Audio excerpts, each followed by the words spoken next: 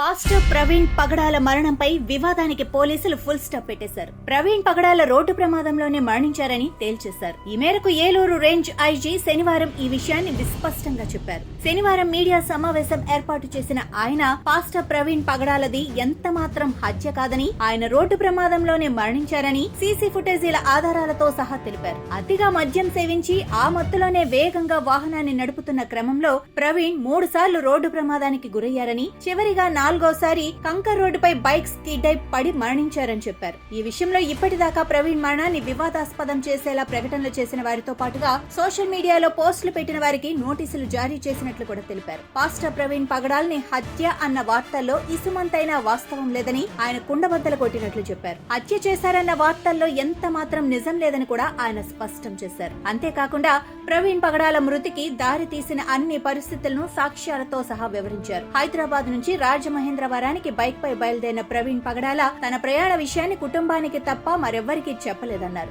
హైదరాబాద్ రాజమహేంద్రవరం మార్గ మధ్యంలో 2 చోట్ల ఆగిన ప్రవీణ్ ఆ 2 ప్రాంతాల్లోని వైన్ షాపుల్లో డిజిటల్ పేమెంట్లు చేశారని, అందుకు సంబంధించిన రుజువులు చూపారు. అలాగే మార్గ మధ్యంలో ఆయన 6గురితో మాట్లాడారని, ఆ విషయాన్ని కూడా తాము ఆయా ప్రాంతాల్లోని సీసీటీవీ ఫుటేజీల ద్వారా ధృవీకరించుకున్నామన్నారు. ప్రవీణ్ పగడాల పోస్ట్ మార్టం నివేదిక కూడా ఆయన రోడ్డు ప్రమాదం కారణంగానే చనిపోయినట్లు తేల్చిందని చెప్పారు. విచారణలో భాగంగా ప్రవీణ్ కుటుంబ సభ్యులతో పాటుగా ఆయా ప్రాంతాలకు చెందిన దాదాపుగా 113 మందిని విచారించామని తెలిపారు. ప్రవీణ్ ప్రయాణించిన దూరంలో ఉన్న దాదాపుగా అన్ని సీసీటీవీ ఫుటేజీలను సేకరించి విచారణ సాగించామని తెలిపారు. ఈ మొత్తం విచారణలో పాస్టర్ ప్రవీణ్ పగడాల రోడ్డు ప్రమాదం కారణంగానే చనిపోయారని తేలిందని ఐజీ చెప్పారు.